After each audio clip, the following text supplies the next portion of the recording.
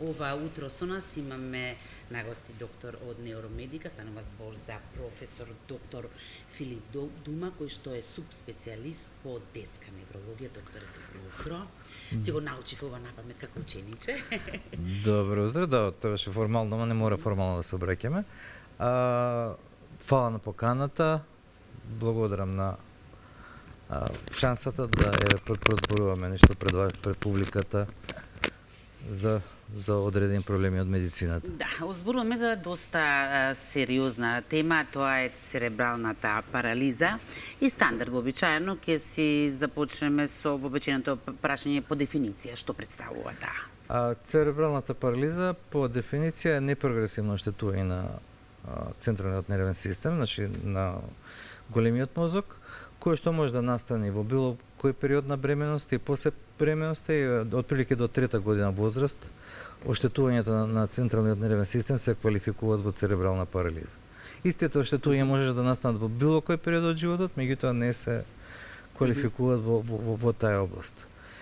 Иначе, пред да продолжиме, желбата да зборам за церебрална парализа ме беше со тоа што во денешно време се отварат многу нови терапии, кои што може да го подобрат животот на тие пациенти, се отварат многу нови перспективи за интеграција на луѓето со церебрална парализа во општеството и во суштина има сами движења за адаптација на општеството, затоа што пациенти со церебрална парализа некојаш може да имаат сосема нормална интелигенција и најчесто имаат сосема нормална интелигенција, тоа е моторен дефицит, способни се да учат, да се интегрираат во околината, меѓутоа неопходноста е за да може слободно се движат, некои се со колички, некои се со штеки, некои се со освен најтешките форми, меѓутоа може да тоа. Ајде да тргнеме прво од причинителите. Дали е точно дека често пати дури не се ни знае вистинскиот причинител?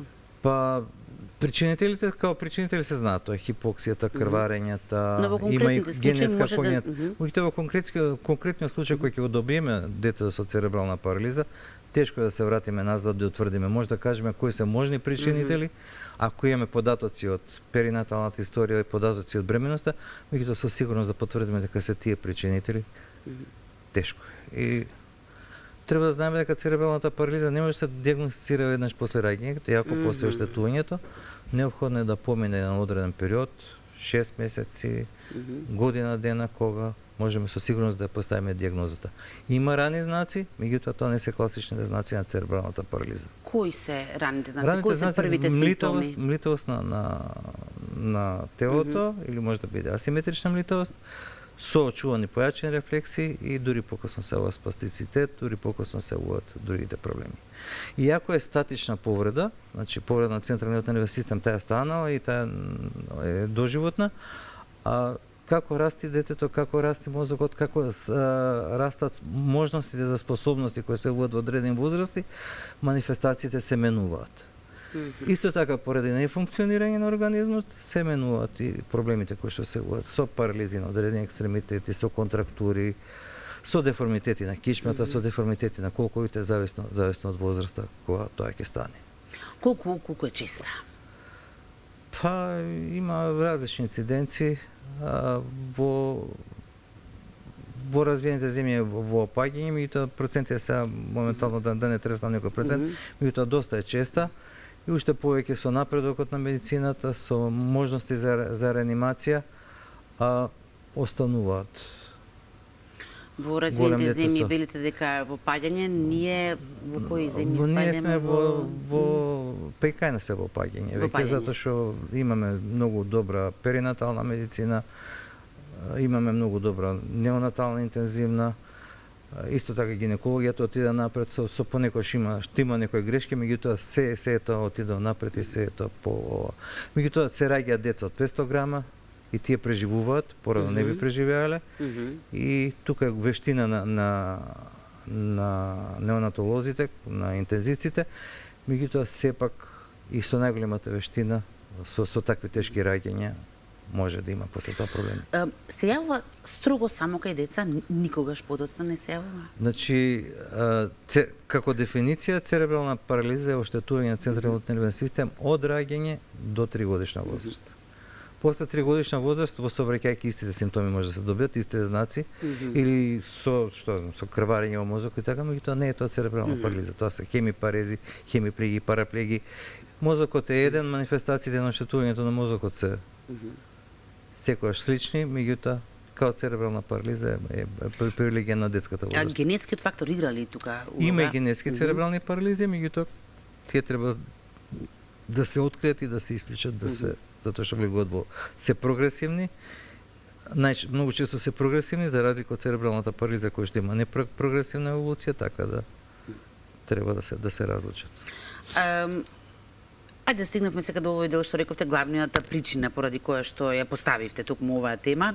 Најдов негде податок дека уште во времето на Хипократ тој има споменувано ова болест, што значи 5 век пред наша ера. Тоа е компликација на раѓањето и колку е по-нестручно раѓањето, колку е по-спонтано раѓањето, толку се повеќе можни тие компликации. Па сега ме интересира да овој 5 век пред наша ера до денешен ден со развојот на медицината, конкретно во оваа област, колку е напредната? Церебралната парализа постои, ќе постои. Оштетувањето на мозокот настанува. Некојаш настанува интроутерино, некојаш настанува после раѓање, некојаш настанува за време на раѓањето. Има фактори кои што придонесуваат, меѓутоа сите тие фактори многу се плашиме од итен царски рез, се плашиме од вакуум екстракција, се плашиме, меѓутоа сите тие фактори придонесуваат за намалувањето на ризиците, ако се стручно применети, за намалувањето на ризиците на настанување на церебрална парализа. Ќе постои таа и додека постои човекот, така да како диагноза, како болест, меѓутоа свесноста за церебралната парализа, начинот на кој што се третираат тие пациенти и она што може да им го пружиме денес е многу повеќе од тоа што било порано. Нашата главна цел е тоа дете да го интегрираме. Значи, оштетувањето на мозокот нема да стане подобро со време.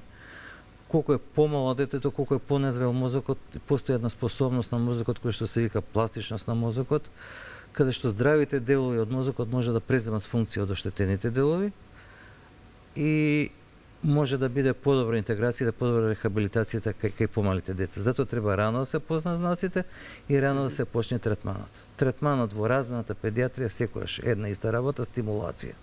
Стимулација значи некои работи кои што нормално ги учи дете во одредена возраст, детето кој што има оштетување во тој процес треба поинтензивен систем на стимулација. Тоа е во почеток физикалната терапија, окупационата терапија, понатаму како расте детето се вклучуваат педагошките системи, ортопедите со помагала, можда некојаш оперативен зафат и така натаму и така натаму. Тоа е многу голема област и не знам колку има време цела да ја разградиме. Самиот термин церебрална парализа е еден сеопфатен термин, што колку што разбрав има тука и многу класификации, така што некоја општа терапија не постои, што значи мора индивидуален пристап. Да, индивидуален пристап, меѓутоа стимулативната терапија е физикална терапија. Тоа е општо заедничко за сите. Значи што и да прават пациенти со церебрални, и да дадат на оперативен зафат, и да сечат тетиви, и да работат на кичмата со ослободување на нервите. Што и да прават, неопходно е да спроведуваат физикална терапија. Сите тие зафати, и ботокс да стават, исто така треба после тоа физикална терапија. Сите тие зафати без физикална терапија, без стимулација, се краткотрајни. Подобрувањето ќе биде краткотрајно, ако нема физикална, пак ќе се врати болеста. И кај нив е физикалната фактички доживотна. Добро е што кои ќе станат големи, кои ќе станат свесни за својата способност и ќе имат полесни форми, може сами да се обуваат таа физикална терапија и зависи од тоа каква им е волјата, повеќе од колку или каква е волјата на нивната околина да ги стимулира. Иначе и тешките деца што имаат церебрална парализа може да имаат, морам да го кажам, го кажеме на студенти да го кажав, има се свесни за својата околина, кај нив постои нешто што се вика недостаток на експресивна интелигенција, ова што можам јас да го направам, да ги стекулирам, да зборам со телото, тие не можат да зборуваат со телото, поради моторни оштетувања не можат да зборуваат, меѓутоа има добра интелигенција која што не може да се тестираме, може да ја разберат околината. Секој несмасен коментар покрај нив може да ги навреди. Ја имам гледано од деца кои што некој влегол во собата кажа некои глупости и ги гледам како се расплакале, како плачат.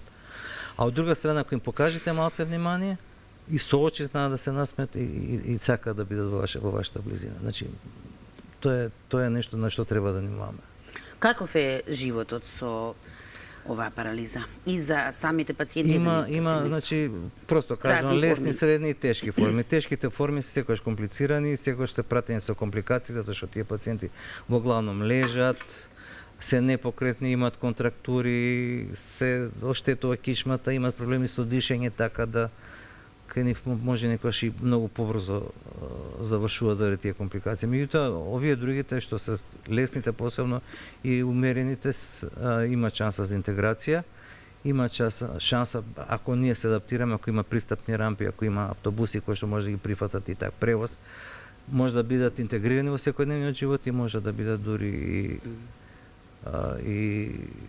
не може да бидат продуктивни ако ми ја дадеме шансата. Тоа значи од рана возраст треба да се вклопи стимулација, треба да се вклопи предшколскиот систем, треба да се вклопи школскиот систем, тие деца да станат активни и да бидат вклучени во околината. Многу погрешно на што се правеше порано, ако има дете со церебрална парализа да се скрие. Ќе се влези во класот, ќе се каже кои се потребите и тогаш дечињата наставно да го исмева детето, ќе се трудат да му помогнат. Сите ќе сакаат да му бидат пријатели, да му помогнат да се интегрира во средината. Токму тоа е важно, самата церебрална парализа не предизвикува интелектуална попреченост, туку е како нус појава на изолиран начин на живот, да речеме? Не, интелектуалната попреченост постои кај 20 до 30% затоа што зависи кој дел од мозокот е зафатен. Меѓутоа, експресивната интелигенција, тоа значи дека јас сега дискутирам и покажувам и се моите гестикулации се јазик кој што ако некој не ме слуша нешто проба да гледа дека нешто активно станува. Кај нив таа интелигенција не постои затоа што имаат парализи, не може да се движат, не може да ги движат одредените екстремитети, значи не може така добро да се изразуваат, затоа што може да има проблеми со зборувањето исто така и со голтањето и со хранењето и тие знаат, ја чувствуваат околината, меѓутоа немаат начин како тоа да го искажат. Тие што се потешките форми. Иначе полесните форми ги учат и говорните вештини. Да, има меѓу другото покрај другите терапии има и говорна терапија. Таа колку помага? Па помага затоа што ќе се најде начин да го склопи говорот, ќе му се помогне да ги во вежби со дишење и така натаму. Сега не сум логопед, меѓутоа има начин како тој третман помага. Истите терапии ги прати кај стари луѓе кои што имаат мозочни удари, после мозочни удари логопедите имаат активно учество. Надворешните протези претпоставувам исто така се од огромна помош, без ни веројатно би било. Да, тоа е дел од терапија, значи тоа се ортопедски помагала или таки денес има роботски справи кои што им помагаат на тие луѓе да се исправат и да одат. Има оперативни зафати, ботоксот и така натаму. Има многу начини на кои што може да се помогне. Меѓутоа никако треба да знаат сите пациенти кои што влегуваат, пошто се тоа големи инвестиции, и голем дел од тие работи одат во странство да ги направат, кои ќе почнат со такви зафати, не сме да се откажат од физикалната терапија. Сега да ве потпрашам, втор пат го споменувате ботоксот и јас кога го прочитав се зачудив со оглед на тоа што немаме ни доволно информации за ботоксот, веќе и во друга конотација нели го сваќаме. Како, на кој начин помага ботоксот кај овие пациенти? Спастицитетот треба се повтара на одредени периоди 6 месеци, 9 месеци и после неколку сеанси станува отпуштањето на спастицитетот трајно. Меѓутоа пак е поврзано со физикална терапија. Ако стави ботокс, ако не вежба, ќе се врати спастицитетот и ќе си остане парализата како што била. И уште една работа што е многу важна, родителите не се партнери во интеграцијата, во рехабилитацијата на овие деца, така да колку што работиме со деца, толку треба да работиме и со родителите на нивна обука и на нивна припрема на начин на живот. И посебно кај тешките церебрални парализи треба да најдеме начин да им помогнеме на тие родители да се справат, да дојдат некој квалитетно време да се справат со таа состојба во транспорт, во згрижување на детето за одреден период кој имаат нешто да завршат, така да има многу работи, има многу врски, не само за родителите, него и за општеството кое што е. Ова не е само медицински проблем, него и општествен проблем на кој што треба да се работи. И баш за тоа сакав да зборуваме на оваа тема. Да не се става да работите под тепих. Јас сакам да ве прашам на самиот крај со оглед на тоа, секогаш кога зборуваме дали е за состојба, дали е за болест, едно од прашањето е како да се превенира. Може ли да се превенира?